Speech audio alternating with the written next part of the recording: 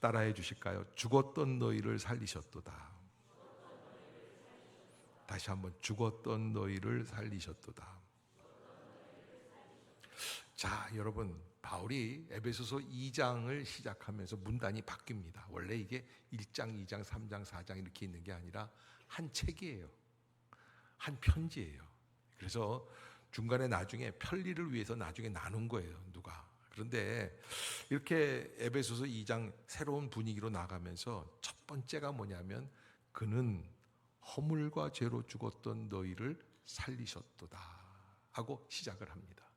에베소서 2장 1절에서 이 말씀이 짧은 글귀지만 우리에게 인생을 어떻게 바라볼 수 있어야 하는지를 잘 알려주고 있습니다. 첫째로, 우리는 무엇으로 죽는 사람이에요? 허물과 죄로 말미암아 죽습니다. 우리 땅에 에덴 동산 안에 죽음이 들어오게 되는 것도 하나님 앞에서 선악과를 따먹지 말라고 했음에도 불구하고 불순종함으로 죄가 들어오는 거예요. 죄가 들어오면 우리는 죽게 돼요. 그래서 예수님이 뭐라고 말씀을 하시냐면, 무릇 나를 믿는 자는 죽어도 살겠고. 아멘.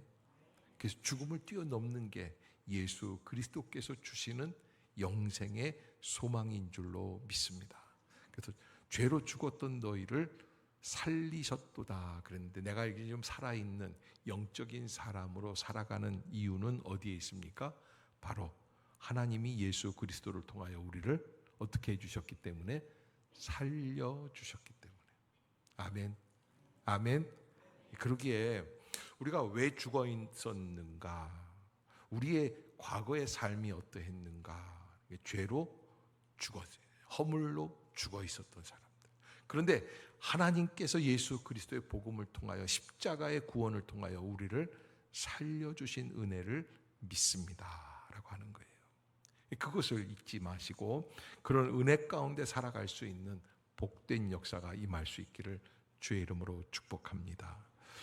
2절을 보면, 그때에 너희는 그 가운데 행하여 이 세상 풍조를 따르고 공중의 권세 잡은 자를 따랐으니 곧 지금 불순종의 아들들 가운데서 역사하는 영이라. 2절 한번 읽어봅시다. 시작. 그때 너희는 그 가운데서 행하여 이 세상 풍조를 따르고 공중의 권세 잡은 자를 따랐으니 곧 지금 불순종의 아들들 가운데에서 역사하는 영이라. 화장 진하게 하고 화려한 옷 입고 짧은 치마 입고 뭐 머리를 막 이상하게 하고 뭐 문신도 하고 뭐 이러면은, 저 여자는 좀 이상한 사람이다 그렇게 될 것 같지만, 사실은 바울이 생각하는 진정한 죄는 뭐냐라는 것을 우리에게 알려주는데, 우리가 죄 가운데 있었다는 거예요. 허물과 죄로 죽었어요. 그런데 그 죄가 뭐냐라고 하는 것이에요. 그때 너희는 그 가운데서 행하였다. 그 가운데라는 게 죄 가운데서 행하였다는 거예요. 근데 그 가운데서 행하는 이 죄가 뭐냐? 이 세상 풍조를 따랐다. 따라해 봅시다. 세상 풍조를 따르지 맙시다. 세상 풍조를 따르지 마는 게 뭐 머리 노랗게 물들이거나 뭐 손톱에 빨간 매니큐어 이런 게 아니에요. 밖으로 드러나 보이는 죄가 아니라는 거예요. 정말 죄는 뭐냐? 공중의 권세 잡은 자를 따르는 거예요. 그게 세상 풍조예요. 공중의 권세 잡은 자가 뭐냐? 이게 사단, 마귀라고 얘기하는 건데, 이게 하나님께서 허락해 주셔서 잠시 세상을 다스리는 죄악의 권세를 받은 존재라는 거예요. 사실 이 사단이 어떻게 해서 시작이 되느냐? 이 사단이 사실은 하나님을 찬양하는 성가대의 찬양단 지휘자였어요. 그런데 온 우주 만물이, 사실은 우리 임마누엘 성가대도 찬양을 잘하지만 하늘나라에서 성가대들이 다 찬양을 하면 온 우주 만물이 하나님을 경배하는 거예요.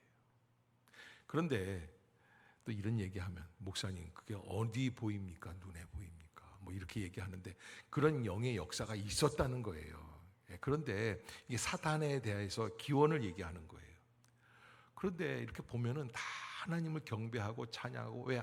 만물이 하나님으로 창조되었기 때문에. 그런데 마귀가 보니까 자기도 찬양을 열심히 준비해서 잘 해서 했는데 나한테는 사람들이 영광을 돌리지 않는 거예요. 여러분, 이게 공중 권세 잡은 자를 따르는 게 바로 그거예요. 그렇게 돼가는 거예요. 섭섭한 거예요. 자기에게 영광이 안 오는 걸 따지는 거예요. 그래서 그걸 뭐라고 그러냐면 이 2장 끝에 보면 곧 지금 불순종의 아들들 가운데 역사하는 영이다 그래요. 그러니까 이 영이 어떻게까지 이르느냐면 사단 마귀의 권세 잡은 자를 따르는 그 줄에 서 있는 거죠. 근데 이게 어떻게 되는 거냐? 불순종의 아들들 가운데서 역사하는 역사로 나타나게 된다. 모든 부정적인 불순종의 역사가 여기에서 나온다라고 하는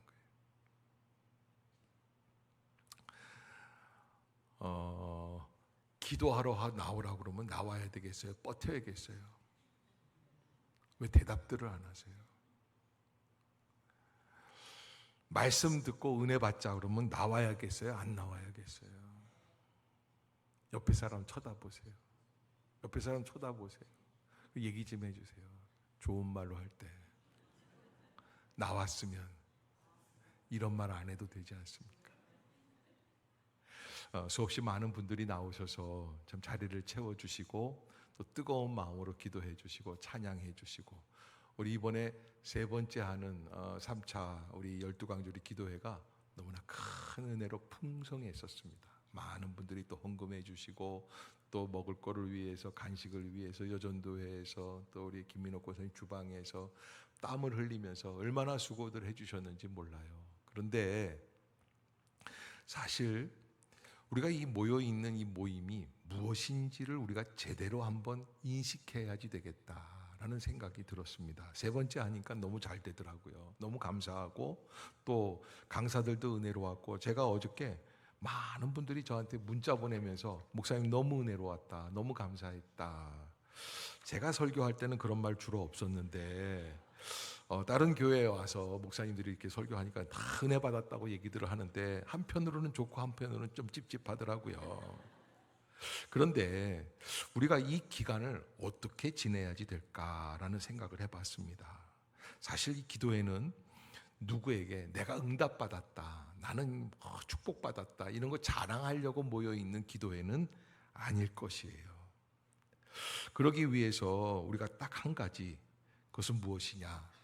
밤을 새워가면서 12시간을 기도를 했습니다. 저녁 6시부터 시작해서 그 다음날 새벽 6시까지 깨어있다는 게 보통 일이 아니고, 강사로 오신 분들이 다 놀라고 뭐라고 그러냐면 아니 이렇게 기도하는 교회가 또 있을까라는 말씀을 들을 때 한편으로는 뿌듯하지만 한편으로는 이게 우리의 자랑이 되어서는 안 된다는 생각이 들었어요. 아멘. 이게 우리 자랑이 아니에요. 딱 몇 가지 좀 이유를 여기다가 좀 담았으면 좋겠는데, 우리가 12시간 동안 기도회를 하는 목적은 딱 한 가지, 오시는 주님을 기다리며 함께 깨어있는 교회가 되겠습니다. 아멘. 그 공동체에 모여서 함께 기도하는 거, 그것밖에는 없어요. 여전도 회원들이 땀을 뻘뻘 흘리면서 어느 권사님 내가 보니까 본인도 기침을 계속하고 힘이 드는데 큰 쟁반에다가 그냥 먹을 거 이런 거 다 담아가지고 들고 다니면서 안 해도 될 고생, 내가 이렇게 가만 보니까 그분은 평소에 집에서도 살림 잘 안 하실 것 같은데, 뭐 누구네 집이라고 말을 안 하겠는데 조경호 집사님 가정이 아닌가 싶은데, 근데 그렇게 교회 와서 그냥 힘을 다해서 애를 쓰시는데, 그러니까 조 집사님만 불쌍한 거죠. 그런데 그렇게 애를 쓰시더라고요. 이렇게 보면서 너무너무 위로가 되고 감사가 되고, 야, 저렇게 수고하는 손길들이 우리 교회에 가득하니까 우리 교회가 참 아름답고 복된 교회가 되는구나 라는 생각이 들었습니다. 근데 그게 자랑이 아니라는 거예요. 우리는 다시 오시게 될 예수 그리스도를 함께 기다리는 공동체라고 하는 의미를 한 번 더 짚어보는 거예요. 아멘. 두 번째로는 이런 기도회가 단회적으로, 이런 분이 있어요. 나 올해 할 거 다 했어. 그러니까 12시간 기도했으니까 이제부터는 새벽 기도도 방학하고 또 금요 심야도 방학하는 거예요. 그래야 되겠어요? 더 열심히 해야 되겠어요? 아멘. 왜 아멘을 안 하는 분이 두 분이 딱 계시는데요? 아멘. 예, 여러분 앞으로 더 열심히 기도할 수 있는 기도의 동지들이 될 수 있기를 주의 이름으로 축복합니다. 세 번째로 우리가 하나님 앞에서 한 가지 중요한 건 오늘 본문과 연결해서 저는 우리 기도의 목적을 한 군데다 좀 집약을 했으면 좋겠습니다 라는 그런 말씀을 드리고 싶어요. 집중했으면 좋겠다. 그게 뭐냐? 은혜를 아는 성도가 되기를 원합니다. 따라해 봅시다. 우리 모두 은혜를 아는 성도가 되기를 원합니다. 이게 가치관의 변화예요. 전환점이에요. 그래서 제가 금요일 날 여는 예배를 시작을 하면서 우리가 인식의, 의식의 전환점을 갖자. 근데 사건, 사고가 일어나면 의식의 전환이 이루어집니다. 왜? 사고를 당했으니까. 자동차 사고를 당하면 이런 생각이 들죠. 야, 늘 그냥 평범하게 그냥 속도 빨리 다니고 그러면 좋은 줄로 알고 있었던 자동차가 어떻게 될 수 있는 거예요? 나를 죽일 수도 있는 길이 되는 거예요. 그래서 조심해야겠구나. 그러는데 이 가치관의 변화라는 게 굉장히 중요하고 가치관의 인식의 틀이 바뀔 때에 그 사람은 더 성숙한 사람이 되어가는 거죠. 신앙도 마찬가지예요. 그래서 가장 중요한 것은 은혜를 아는 사람으로 우리가 초점을 맞추는 거예요. 초점을 맞추면 한겨울에도 쏟아지는 태양빛을 한 곳에 모으면 종이가 불이 납니까? 안 납니까? 날 수 있는 거예요. 그래서 성령의 불이 타오르게 되는 교회가 되기를 주의 이름으로 축복합니다. 강력한 에너지 뭐예요? 은혜를 아는 성도. 은혜를 모르는 성도가 아니에요. 은혜를 외면하는 성도가 아니에요. 은혜를 아는 성도라는 것은 무엇일까요? 제가 말씀을 준비하면서 떠올랐던 사람이 있는데 돌아온 탕자 비유가 있지 않습니까? 돌아온 탕자의 사건 이야기를 쭉 해보는데 거기서 어떤 그 선생님이 주일학교 선생님이 아이들한테 이렇게 퀴즈 문제를 내셨대요. 탕자가 돌아왔을 때 제일 슬퍼했던 게 누구냐? 누구겠어요? 우리 보통 큰아들 그러는데 살진 송아지였다는 거예요. 왜? 이제 곧 죽을 운명이기 때문에 그렇다라고 하는 거예요. 그런데 여러분 살진 송아지보다 더 힘들어했던 존재가 있어요. 바로 그 둘째 아들의 형 큰아들이에요. 왜요? 이 큰아들은요 둘째가 사고치고 아빠한테 대들어서 재산 절반 띄어가지고 나가고 뭐 허랑방탕하게 살고 이러는 동안 그는 집에서 모든 것을 인내하면서 모범적인 아들로 살았어요. 그런데 둘째 아들이 그저 힘들다 죽을 것 같으니까 돈 다 쓰고 돌아왔거든요. 사람처럼 보이지도 않아요. 그런데 그 아들을 바라보는데 아버지가 죽었던 아들이 다시 돌아왔다. 가락지를 끼워주고 옷을 새로 입혀주고 그를 극진하게 대해주는 거예요. 그게 꼴불견이에요. 누가 보기에? 큰아들이 보기에. 저는요 우리 교회가 이렇게 큰 잔치를 잘 마치고 또 새로운 성도들이 이렇게 돌아오면서 꼭 그런 은혜가 있을 때는 섭섭한 마귀가 꼭 쫓아옵니다. 그 마귀 이름이 섭섭이에요. 옆에 한번 보세요. 옆 사람한테 얘기하세요. 섭섭이가 있는지 찾아보세요. 여러분 이게 신앙생활 하는데 목사님이 나는 별로 인정 안 해주시는 것 같아요. 그러면 누가 오신 거예요? 섭섭이가 오신 거예요. 섭섭이는요 어떻게 물리치냐면 삽삽이의 믿음으로 물리치면 돼요. 주여 믿습니다. 나는 그래도 믿음으로 나아오겠습니다. 아멘. 그때 은혜가 생기는 거예요. 그럼에도 불구하고 나는 늘 하나님 앞에서 깨어 있겠습니다. 은혜를 아는 성도가 된다는 건 전도를 많이 하고 헌금을 많이 하고 선교센터를 막 짓고 건축을 화려하게 하고 그런 역사가 있어도 그 안에 진정한 구원의 은혜를 깨닫지 못하면 가장 불쌍한 존재가 되는 거죠. 오늘 본문에서도 뭐라고 그러냐면 허물과 죄로 죽었던 너희를 살리셨다 그러는데 우리는 그때 주님이 우리를 살리시는 동안에 뭐 했어요? 너희는 그 가운데서 행하여 이 세상 풍조를 따르고 공중의 권세 잡은 자를 따랐으니 곧 지금 불순종의 아들들 가운데 역사하는 영이라 그래요. 여러분, 그게 우리는 할 말이 없는 존재들이에요. 예를 들어서 이런 거죠. 무료급식소에서 이렇게 어느 목사님이 무료급식소를 운영하면서 많은 노숙자들한테 밥을 주다가 보니까 좀 일손이 딸리는데 그중에 정말 똘똘하게 잘 하시는 노숙자가 한 분 계세요. 조금 일찍 오라고 그랬더니 일찍 와서 그냥 테이블 싹 닦고, 그래서 한 몇 달 일하는 거 보고 당신을 임시소장으로 임명하겠습니다. 그랬더니 이 사람이 얼마나 잘하는지 착착착착 해가지고 이분이 소장이 된 다음부터는 더 줄도 잘 서고 잘 먹어요. 근데 나중에 봤더니 목사님 안 계실 때 어떻게 하냐면 노숙자들을 딱 해서 내 말 들을 놈들 다 서봐, 안 들을 놈들은 열해. 이래가지고서는 자기 말에 순종하는 사람들만 밥을 주는 거예요. 그러니까 밥이 잘 되죠. 여러분, 그분이 본래 어떤 출신이에요? 노숙자예요. 노숙자 주제에 그러면 되겠어요, 안 되겠어요? 왜 대답들이 없어요? 다음 말이 궁금해서 그러죠. 옆에 사람 쳐다보세요. 옆에 사람 쳐다보세요. 예? 나를 보지 말고 옆에 사람을 보세요. 얘기하세요. 그놈이 바로 납니다. 노숙자 주제에 사람들한테 자꾸 차별 대우하는 게 나예요. 큰아들이 나예요. 우리가 그런 모임이 되면 곧 지금 불순종의 아들들 가운데 역사하는 영이 은혜를 깨닫지 못하고 은혜를 함부로 나의 편리대로 사용하기를 원하는 것.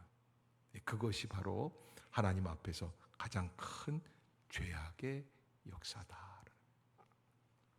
제가 잊지 못하는 한 성도가 계시는데, 부산에 있을 때 제가 이제 살고 있는 그 새 동네 아파트라는 또 아파트가 있었는데, 그 아파트 아래층에서 1층에서 상가를 운영하시는데 BBQ, 지금은 뭐 BBQ가 뭐 우리나라의 굴지의 그 기업이지만 그때는 처음에 시작을 하는데 그 얼마나 불쌍하게 하시는지, 오는 사람도 없고 뭐 팔리지도 않고, 그러니까 제가 이제 치킨을 좋아하니까 저만 보면 목사님 오시게 한 그릇 하고 가라고 막 이러고 이제 그랬던 분인데, 그래서 친하게 됐어요. 또 이렇게 막 제가 많이 시켜드리고 뭐 이러니까 이제 친하게 됐는데, 친하니까는 나중에 이제, 근데 내가 이제 목사라는 걸 알고는 더 조심하고, 그분이 정말 고객 중에 상고객이죠. 청년부들 뭐 다 먹이면 치킨 뭐 10마리, 20마리 뭐 이렇게 시켜주니까 나중에는 제 말을 곧 잘 들으시더라고요. 근데 어느 정도로 저를 잘 존경해 주시는지, 지나가는데 담배를 피고 있다가 저를 보더니 깜짝 놀라가지고 담배를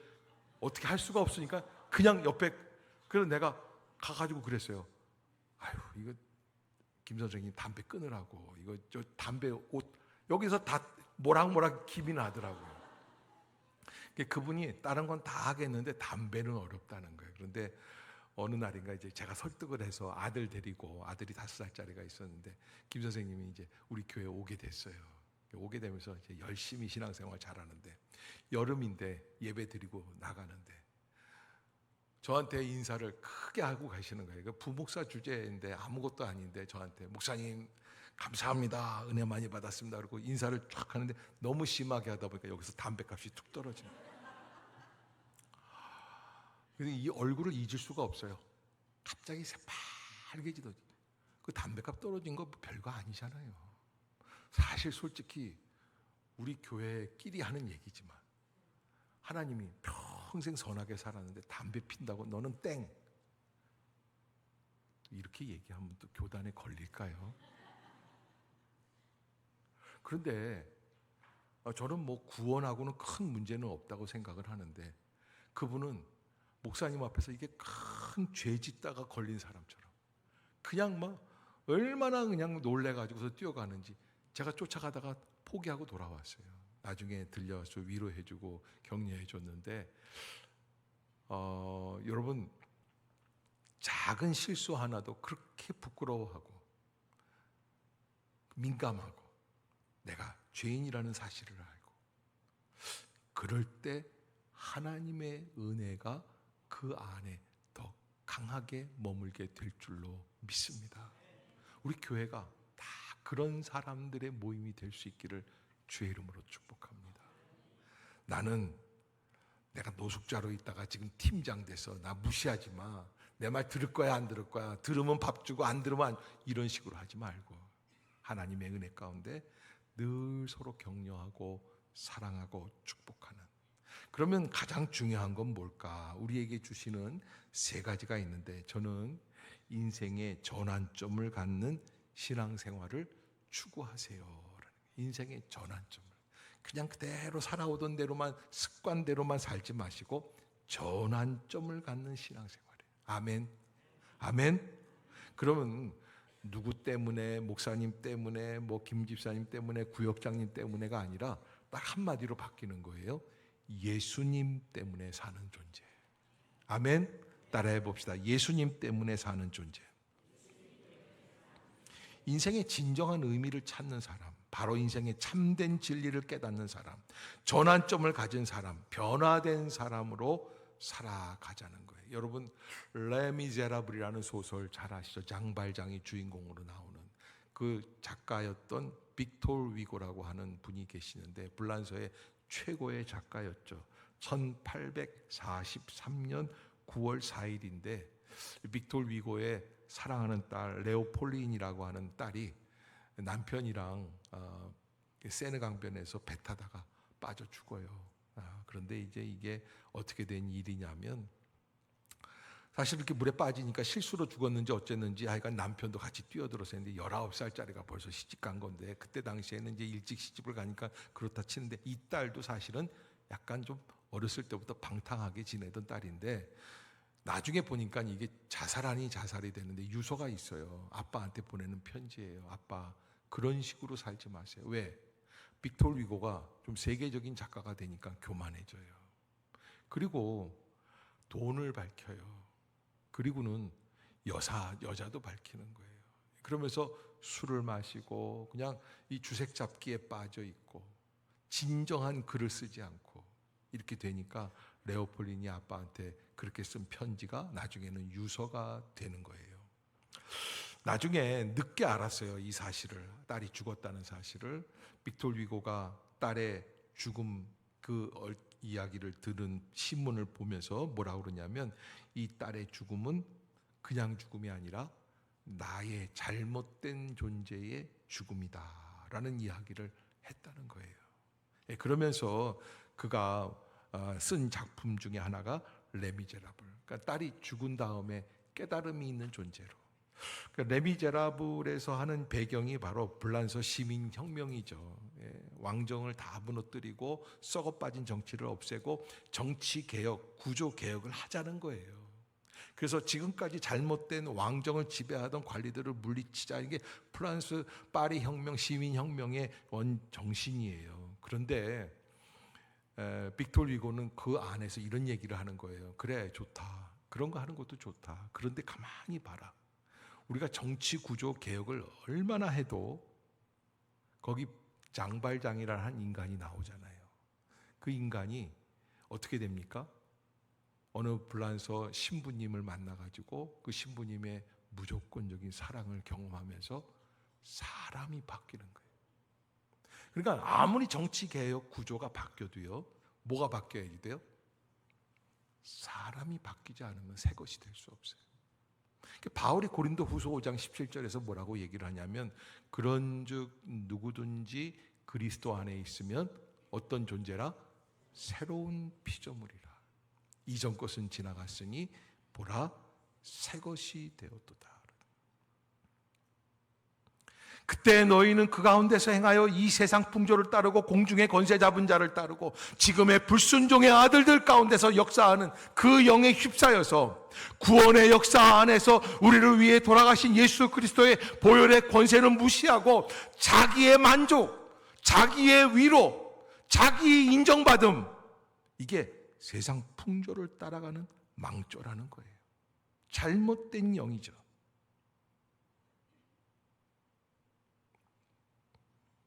바울은 예수님을 만나기 전에 그런 대로 잘 사는 사람이었습니다. 유대인 중에 유대인이라고 할 수 있는 바리새인이었고 가말리엘의 문화, 요즘으로 말하면 서울대학교 출신이죠. 그렇게 열심으로 살았던 사람인데 예수님을 만났을 때 예수님이 뭐라고 얘기하십니까? 사울아 사울아 네가 왜 나를 핍박하느냐. 주여 누구십니까 도대체? 나는 네가 핍박하는 예수다. 이 얘기는요, 그에게 있어서는 큰 울림을 주는, 내가 헛살았구나, 내가 헛살았구나. 그러기에 사랑하는 성도 여러분, 깨달음이 있는, 전환점이 있는 인생, 말씀을 증거할 때마다 이 말씀이 나에게 주시는 말씀, 내가 하나님 앞에서 분명한 그런 전환점을 가지는 사람으로 살게 하여 주시옵소서. 아멘. 그러한 은혜가 임할 수 있기를 주의 이름으로 부탁합니다.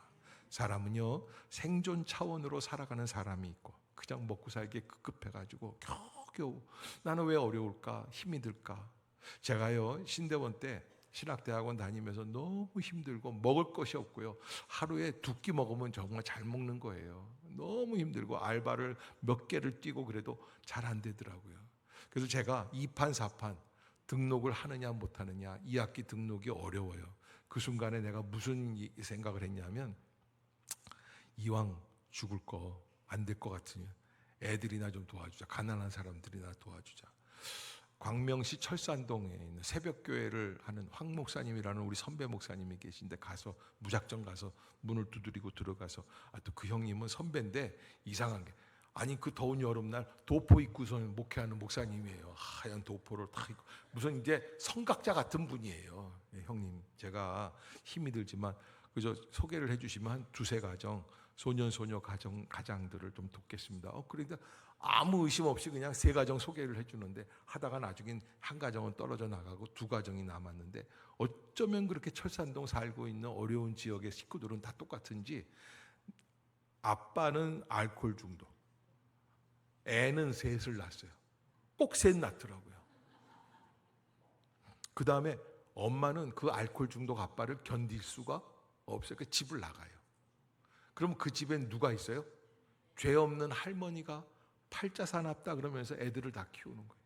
그런 집이 딱 똑같이 2집이에요. 그래서 그 집에서 이제 가서 이제 제가 한 달에 한 번씩 한 5만 원, 10만 원씩 용돈 주면서 애들 이제 먹여줄 거 이렇게 하고 있는데, 참 이상한 게요, 어려운 사람 도와주니까 왜 갑자기 돈이 자꾸 생기는지 모르겠어요. 그래서 제가요, 이번에도 우리 월드비전 했었잖아요.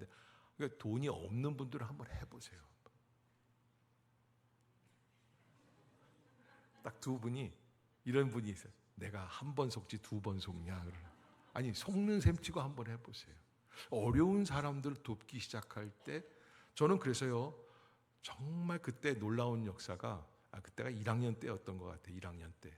2학년 올라가면서 변화가 되는데, 하나님이요, 제게 갑자기, 엊그제 오셨던 조건의 목사님 계셨던 그 예능교회, 그 연예인 교회로 저를 발령을 해주시는 거예요. 그래서 오라고 그러시더라고요. 전도사를 찾으니까. 세상에, 인천에 있을 때에는 한 달에 10만 원도 못 받아요. 목사님이, 제가 그래서 기도하는 거예요. 주여, 목사님에게 사례를 주실 수 있는 기억이 나게 해주시옵소서. 근데 목사님도 힘들어요. 개척교회에서 하는 거니까. 그러니까 서로 얼굴은 보고 눈은 보고 쳐다보고 알고는 있지만 말은 못하는 거죠. 1년에 한 2-3번 받았나 10만 원씩.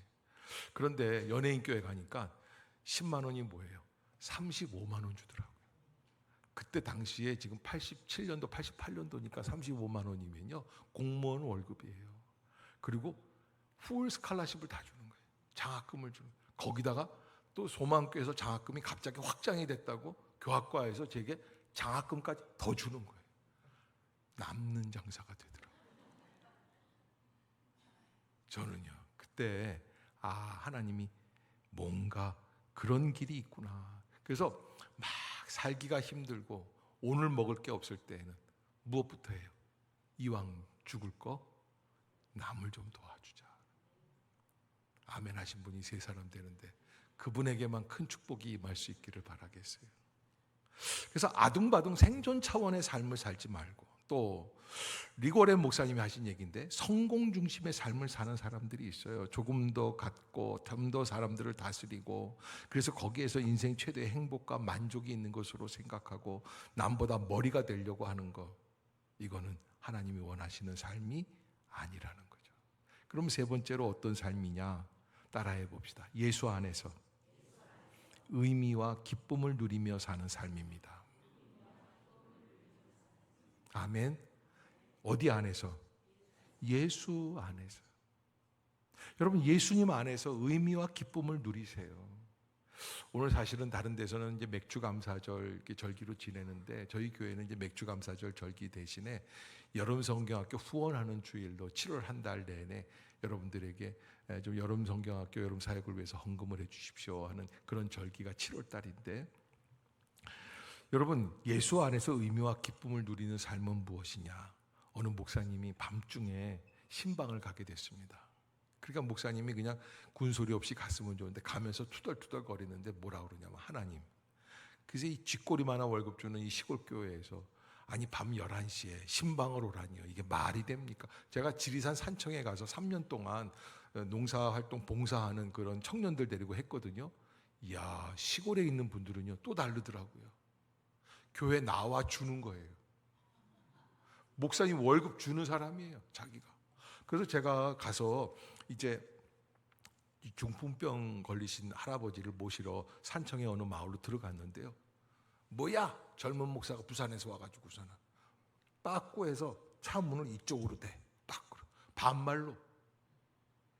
그래서 제가 그냥 지금처럼 착한 게 아니었거든요. 그때는요. 확 올라오다가, 주여, 내가 또 열받고 그러면 애들 또 한 100명 데리고 와서 봉사활동 하는데 시험 들 것 같아서 참았는데, 와, 대단하더라고요. 그래서 자기 있는 자리에다가 문을 열어줘야 타는 거예요. 대단한 거예요. 예수 그리스도 안에서 의미와 기쁨을 누리며 사는 삶. 시골교회 목사님이 밤중에 가면서, 아니 내가 이런 대접을 받으면서 여기서 밤중까지 잠도 못 자고 신방해야 되겠습니까? 근데 하나님이 가만히 계시는데, 비를 주룩주룩 맞고 가는 날인데 우산을 들고 가는데 저 앞에 어느 할아버지가 우산도 안 쓴 채 비를 다 맞고 가시더니, 그래서 아니 목사가 또 가만히 있으면 안 될 것 같아서 씌워주려고 가까이 가는데 이 할아버지가 감사합니다, 감사합니다, 감사합니다, 감사합니다 막 그러고 가시는 거예요.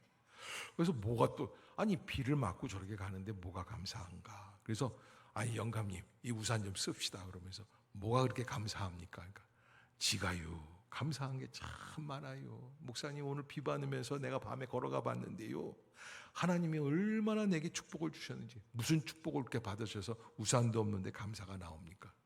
콧구멍이요. 그래서 무슨 콧구멍이 어땠는데, 콧구멍이요 위로 뚫렸으면 어떡할 뻔했시요. 콧구멍이 아래로 뜨는 게 왜? 비 오는 날 물 다 들어가는 거예요. 여러분, 별거 아니고 우스갯소리로 하는 얘기지만 의식의 전환이 이루어진다는 것은 바로 그겁니다.